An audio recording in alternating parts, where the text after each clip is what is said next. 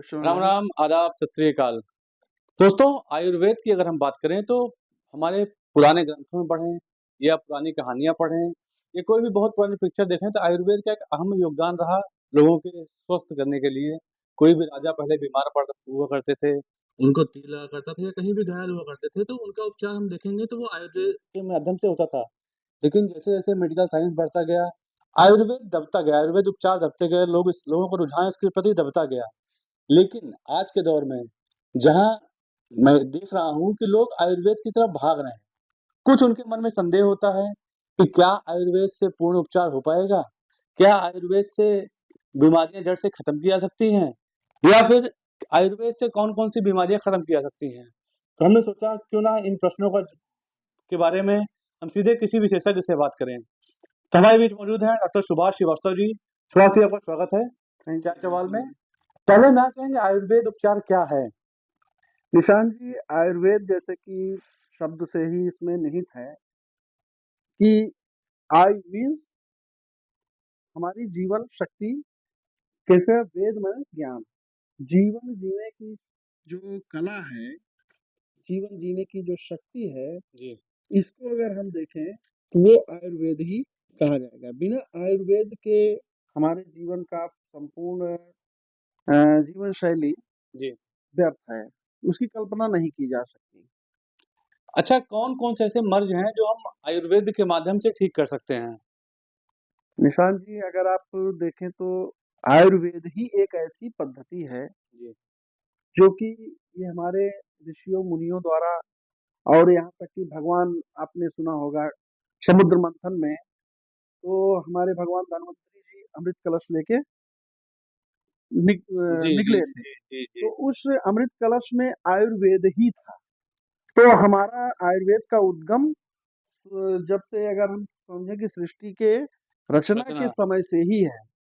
तो आयुर्वेद के माध्यम से आप किसी भी बीमारी का इलाज, वो कुछ भी हो सकता है, आपके शरीर में जो भी बीमारियां आती हैं उसका इलाज हम बहुत ही शालीनता के साथ और बहुत ही कुशलता के साथ हम कर सकते हैं।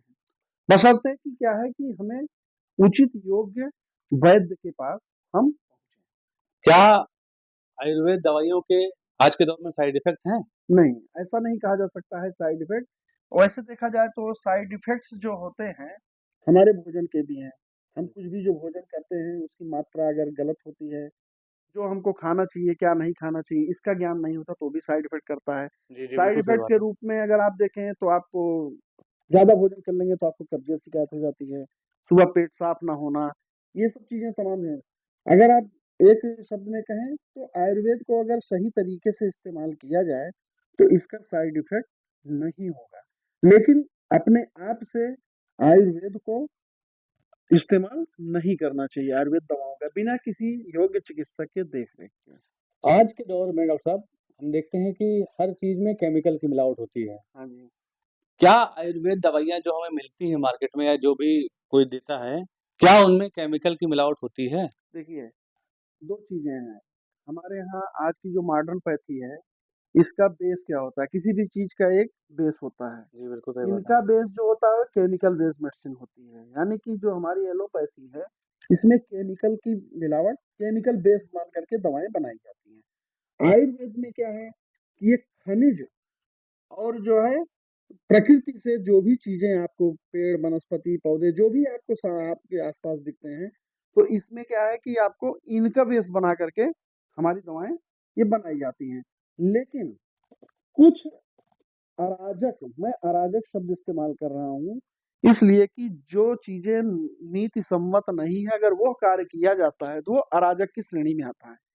कुछ लोग अर्थ लाभ के लिए आयुर्वेद में एलोपैथी का मिश्रण करके कुछ अनपढ़ वैद्य ये करते हैं। अगर उस प्रक्रिया की दवाएँ अगर हमको मिल जाती हैं, तो वो चीज़ें जो है नुकसान करती हैं, उसके साइड इफ़ेक्ट्स होते हैं।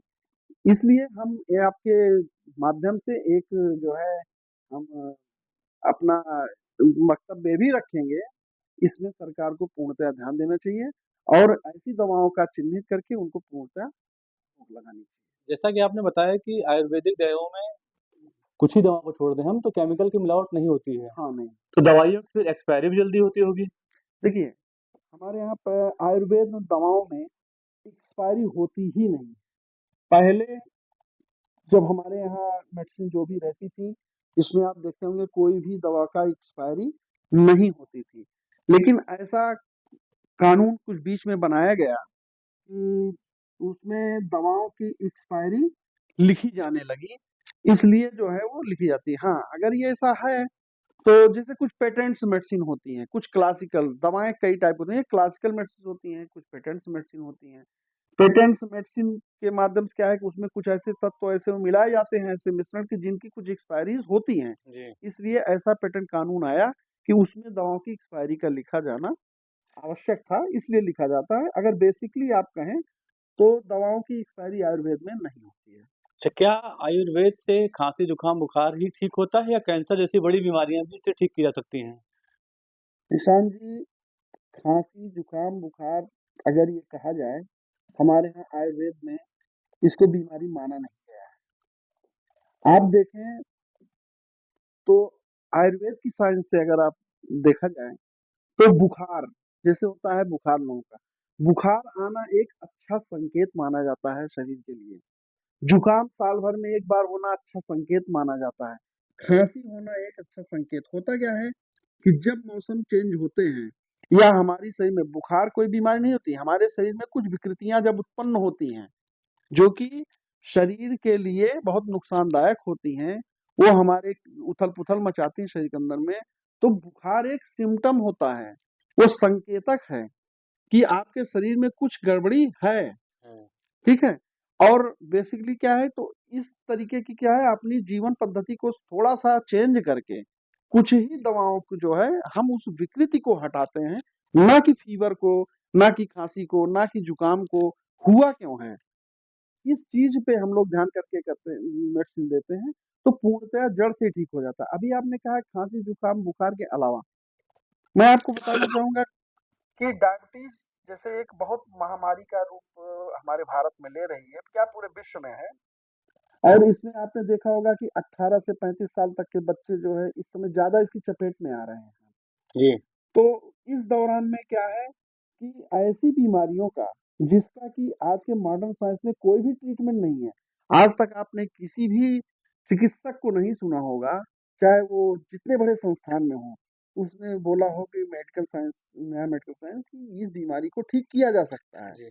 बशर्ते आपके माध्यम से हम लोग जो सेवा दे रहे हैं इसमें सैकड़ों ऐसे मरीज हैं, हमारे ही नहीं बहुत सारे वैद्य हैं, जो कि आयुर्वेद विधा से डायबिटीज जैसी महामारी को भी पूर्णतया समाप्त कर देते हैं।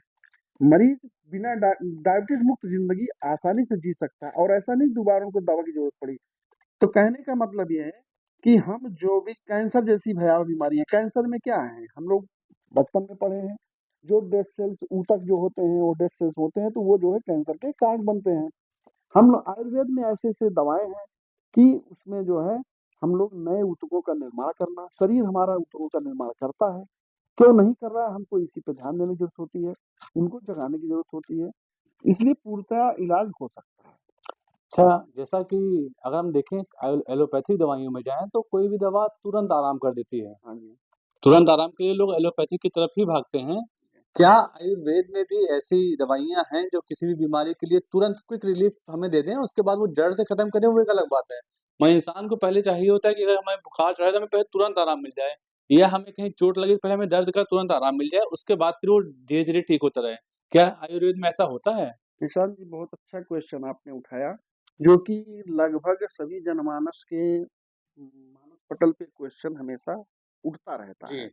कि आयुर्वेद देर में काम करता जी, है। बिल्कुल। मैं इसके लिए एक शब्द कहना चाहूँगा, आयुर्वेद देर में काम नहीं करता बल्कि लोग देर में आते हैं हमारे पास, पहली चीज़। दूसरी चीज़ क्या है, आयुर्वेद में बहुत सारी ऐसी-ऐसी दवा जैसे आपने पेन मैनेजमेंट की बात की, हमारे यहाँ पेन मैनेजमेंट भी बहुत अच्छा है। हमारे यहाँ पे ऐसा नहीं है कि आप एलोपैथी दवाएँ खाएँगे तभी आपको तेज़ काम करते हैं, फ़ीवर आपका नहीं उतरता है, हमारे यहाँ फ़ीवर भी आपको 1 से 2 दिन में फ़ीवर उतर जाता है। और जो भी मज़े की बात क्या है कि यहाँ पे जो भी रिकवरी होती है, वो परमानेंट रिकवरी होती है। ऐसा नहीं कि आज चढ़ा, कल उतरा, फीवर, परसों फिर आ गया। तो हमारे यहाँ क्या है कि जो है जड़ से खत्म करने की विधा है। मैंने आपको जैसे पहले भी बताया कि कोई भी बीमारी होती है, हम उसके जड़ पे जब काम करते हैं, तो वो परमानेंटली कवर करता है और क्विक रिलीफ है। मैं इस चीज़ को नहीं मानता हूँ कि आप किसी भी तरीके से, मैं उसका एक बहुत सटीक उदाहरण दे रहा हूँ कि मेडिकल साइंस में मैं एक किसी डायबिटीज के पेशेंट को अगर मैं लेता हूँ, हुँ, तो वहाँ पे अक्सर क्या होता है कि जब आपको डायग्नोस हुई, तो आपकी दवाएँ शुरू होती हैं। समय के साथ-साथ डोज़ बढ़ाते-बढ़ाते वहाँ पे इंसुलिन पे ले जाके शिफ्ट कर देते हैं। जी, जी, अगर मैं यहाँ पे अपनी बात रखता हूँ, अगर इंसुलिन लेते हुए पेशेंट की इंसुलिन को तुरंत अगर बंद करा दिया जाता है, तो आपके दिमाग से क्या इफेक्टेबल है? आयुर्वेद इफेक्टेबल है कि एलोपैथी इफेक्टेबल है? नहीं बिल्कुल आयुर्वेदिक इफेक्टेबल है। और समय के साथ-साथ उसका डोज़ घटते-घटते वो पेशेंट रिकवरी के रेट पे आता है। दूसरी चीज़ कि आयुर्वेद इस्तेमाल करने वाले मरीज़ का लीवर, किडनी, हार्ट, ये सारा कुछ सेफ रहता है, ये सभी जी, जानते हैं। तो मैं यही कहूँगा कि एलोपैथ से हम किसी भी मामले में कम नहीं हैं। और एलोपैथ का मैं एक बात और मज़ीद बता रहा हूँ, एलोपैथ का उद्गम भी हमारे आयुर्वेद से ही हुआ है। जी, तो बिल्कुल सही बात है। इसलिए हम जो है अच्छा आयुर्वेद की बात आती है तो पंचकर्म की बात ज़रूर आती है। पंचकर्म क्या है ये? आपने बहुत ही आपके निशान जी, मुझे एक आनंद ये आ रहा है आपके साथ इंटरव्यू में कि आप जो है लोगों की जो भावनाएँ हैं, उनको आप निकाल के रख दे रहे हैं। तो इसलिए मैं ये कहना चाहूँगा कि पंचकर्म जैसे होता है ना, पहली बात तो ये आयुर्वेद का आप जो है परिकल्पना पंचकर्म के बिना आप नहीं कर सकते। और आयुर्वेद के माध्यम से ट्रीटमेंट, इलाज बिना पंचकर्मा के संभव नहीं है, पहली चीज़। पंचकर्मा क्या है? पंचकर्म जो है ये 5, जैसा कि नाम में निहित है पंचकर्म, 5 क्रियाओं का योग वो योग है। ये पंचकर्म होता है। अब पंचकर्म में 5 क्रियाएँ वो कौन-कौन सी होती हैं?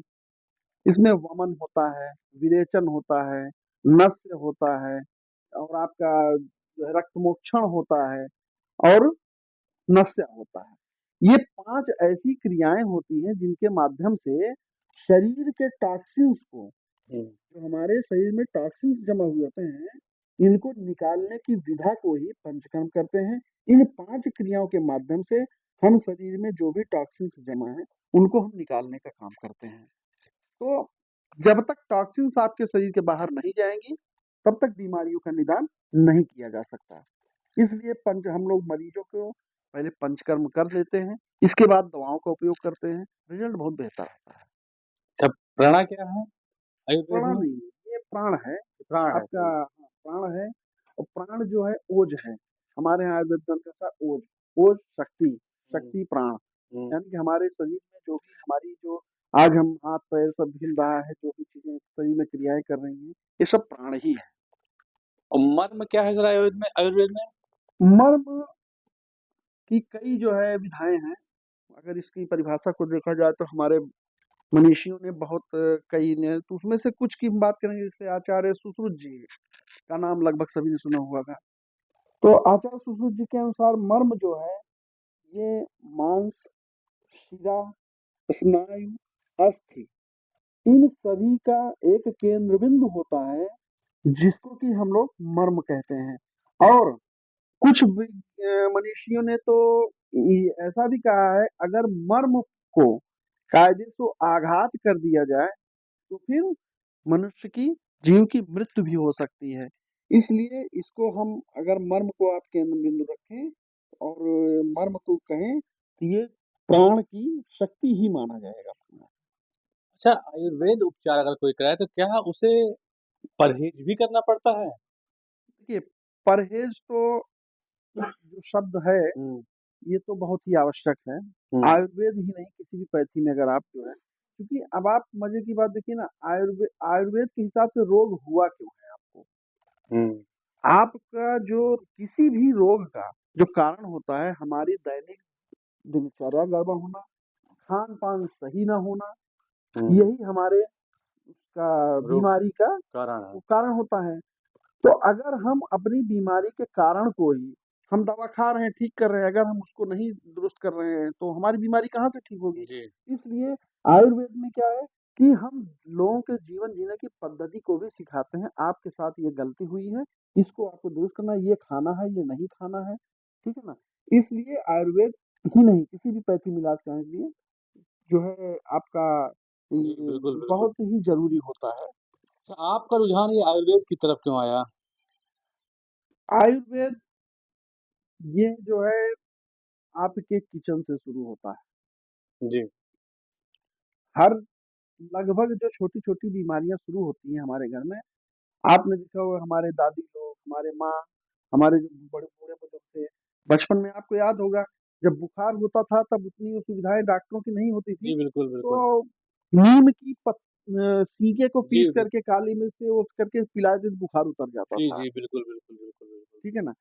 पेट दर्द हो रहा है, अजवाइन 1 चम्मच थोड़ा-सा हींग खाने से पेट की गैस वॉश आउट हो बहुत जाती हद है। सही बिल्कुल सही बात है। तो इन सब चीज़ों से क्या है ना कि मैंने ये देखा कि अगर हम ये चूँकि आयुर्वेद पद्धति बिना नुकसान किए हुए लोगों को उपचार दे सकती है और बहुत सारी चीज़ें आपके अपने आस-पास मौजूद हैं, जिसमें बहुत सारे पैसे भी बचाए जा सकते हैं। जी, बिल्कुल। और दूसरी चीज़ क्या है कि जो एलोपैथी मेडिसिन से या दूसरी पैथी से जो भी है, जो नुकसान होते हैं उससे भी हम बच सकते हैं।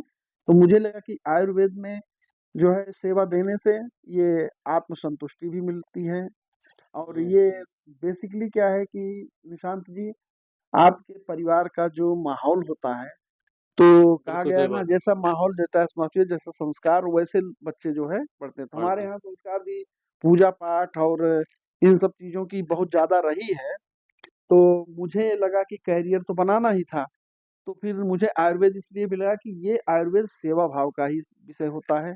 इसमें आपको चिकिस केवल पैसे के लिए अगर आप इस पद्धति को आप चुनते हैं आयुर्वेद पद्धति को, जी, ये एकदम गलत है और आप पैसे के लिए चुनेंगे तो कभी आप सफल नहीं होंगे। इसीलिए आपने देखा होगा हमारे बहुत सारे भाई-बंधु हैं, वो आयुर्वेद की पढ़ाई करने के बाद आकर के जो है एलोपैथी शुरू कर देते हैं, एलोपैथी का उनको अपने पद्धति पे विश्वास नहीं है। तो पहले खुद पे कॉन्फिडेंस लाएँ और आयुर्वेद ही ऐसा माध्यम है जिससे हम सभी को सुख समृद्धि ला सकते हैं। अच्छा सर छोटे शहरों में क्या लोग आयुर्वेद की तरफ भागते हैं या हम ये कहें कि कितनी कठिन बीमारियों को लेकर के लोग आपके पास आते हैं? क्या वो एलोपैथिक से हारे होते हैं तब आपके पास आते हैं या आजकल के ऐसे भी मरीज़ हैं जो नए मरीज़ आ रहे हैं, जो सिर्फ़ अपनी बीमारियों का इलाज आयुर्वेद से ही शुरू करा रहे हैं? देखिए अगर आप ये माने कि बीमारी शुरू होते ही आयुर्वेद तरफ आने की संख्या अगर आप देखा जाए जी, तो बहुत ही कम है, जो कि बहुत ही दुर्भाग्यपूर्ण है। हमारे यहाँ जितने भी मरीज़ हैं, अगर हम कहते हैं तो 95% ऐसे मरीज़ हैं जो एलोपैथी से हारे हुए हों जी, या उनमें उनको लाभ नहीं मिला है या जो भी कुछ रहा हो, तो वही आते हैं हमारे पास और वही लोग आते हैं और यहाँ पे ठीक होके जाते हैं। जी। लेकिन अच्छी बात ये है कि जब वो मरीज़ ठीक होके जाते हैं, तो अपने सामाजिक परिवेश में, अपने वातावरण में सबको ये चीज़ बताते हैं।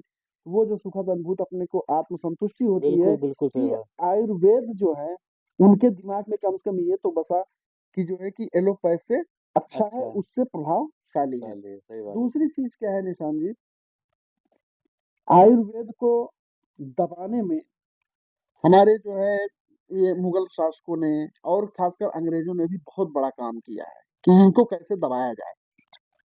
साथ-साथ गवर्नमेंट में भी कभी कोई सुविधाएँ नहीं थी। सब लोग एलोपैथी का ही बढ़ावा बहुत बड़ा एक जो मकड़जाल है जी, भ्रष्टाचार का ये सब में सन्निहित है और खून-खून में बसा हुआ है। जी। लेकिन मैं आपके माध्यम से आदरणीय प्रधानमंत्री जी का भी बहुत-बहुत जो है धन्यवाद करता हूँ। उन्होंने आयुष मंत्रालय की स्थापना की। आयुर्वेद, होम्योपैथी, यूनानी के विषय में भी उन्होंने सोचा। आज नए-नए हॉस्पिटल्स खुल रहे हैं, नए-नए वेलनेस सेंटर्स खुल रहे जी, हैं, जी। इधर भी काम हो रहे हैं।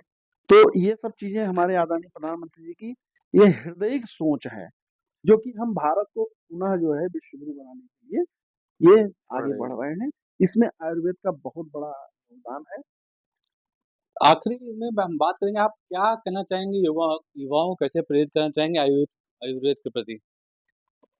आयुर्वेद के प्रति अगर हम कहने को तो बहुत सारी बातें हैं और किस बात से प्रभावित होता है ये तो नहीं लेकिन हम अपनी बात अगर कहना चाहें तो निशान जी देखिए है क्या कि मैंने इस पॉइंट पे बात किया कि आदरणीय प्रधानमंत्री जी ने इस पे थोड़ा-सा काम किया।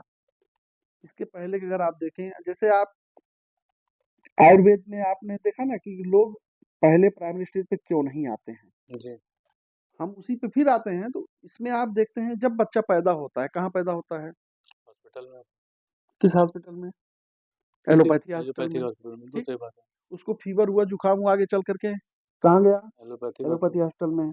उसको टीकाकरण होता है, एक एक एक एक एक जो है जंजाल और ला के रख दिया गया है टीकाकरण का। उसको टीकाकरण होता है, तो कहाँ जाता है? एलोपैथी हॉस्पिटल एलोपैथिक में। यानी उसके दिमाग में ये भर गया है कि जो कुछ भी है यही पैसे। आप एलोपैथिक। हॉस्पिटल गए, डिस्ट्रिक्ट हॉस्पिटल गए, वहाँ पे क्या लगा है? हृदय रोग विशेषज्ञ, जी, वहाँ पे लिखा हुआ है चेस्ट रोग विशेषज्ञ, वहाँ लिखा हुआ है बाल रोग विशेषज्ञ, जी, वहाँ जी, लिखा हुआ है कि सर्जरी के वो कौन-सा इस आपका एलोपैथी में। जी, तो आप ऐसा नहीं है, हमारे यहाँ आयुर्वेद में भी बाल रोग विशेषज्ञ, नेत्र रोग विशेषज्ञ और जो है आपके चेस्ट रोग विशेषज्ञ, सभी विधाओं की पढ़ाई ऑलरेडी बहुत पहले से होती, जब इनके यहाँ एमडी नहीं होता था, जी, तो हमारे जो है बीएचयू जैसे संस्थान में इस तरीके की जो है होती थी। तो गवर्नमेंट को इनको भी मेरा ये जो मानना है कि गवर्नमेंट को भी आयुर्वेद के अस्पताल बनाने चाहिए, उसमें सभी विशेषज्ञों को वहाँ पे रखना चाहिए। तभी जब छोटा बच्चा बड़ा होता है, तो देखिए उसको भी पता लगे नहीं आयुर्वेद में भी ये सारी जी, व्यवस्थाएँ हैं। बिल्कुल, बिल्कुल तो सही बात अगर ये शुरू से ही वो एलोपैथ देख रहा है, तो है। ज़ाहिर-सी बात है अगर उसको ट्रीटमेंट जो है ज़रूरत होगी तो एलोपैथ अस्पताल में ही जाएगा। बिल्कुल सही बात है। उसके बाद नहीं जाने के बाद वहाँ पे नहीं निदान मिल पाता, तब ढूँढता है कि कौन-सा ऐसा वैकल्पिक पद्धति है जिससे हमको लाभ मिल सकता है। बिल्कुल सही बात तो है। इसलिए मैं यही कहूँगा कि जो है आयुर्वेद अब तो ख़ैर काफ़ी फैला हुआ है। लोगों को कुछ भी हो, मेरा संदेश यही है आपके माध्यम से, लोगों को जुकाम, बुखार, खाँसी जैसी छोटी-छोटी बीमारियाँ जो भी हो, एलोपैथी में ना जा कर के आयुर्वेद में आप जाएँ और अपने जीवन को अच्छे से, जैसा कि जो है अ, हमारे ऋषि-मुनि ने परिकल्पना की हुई है कि बिना दवा के साथ अपनी लाइफ़ को जिएँ, अच्छा खाना खाएँ, अच्छा वो पिएँ और कुछ भी अगर ज़रूरत है किसी भी अपने नज़दीकी आयुर्वेद चिकित्सक से संपर्क करें। धन्यवाद। तो ये दोस्तों, ये थे फिर हमारे डॉक्टर सुभाष श्रीवास्तव, जिनसे हमने बात की आयुर्वेद के बारे में। इसी के साथ इस इंटरव्यू खत्म करते हैं।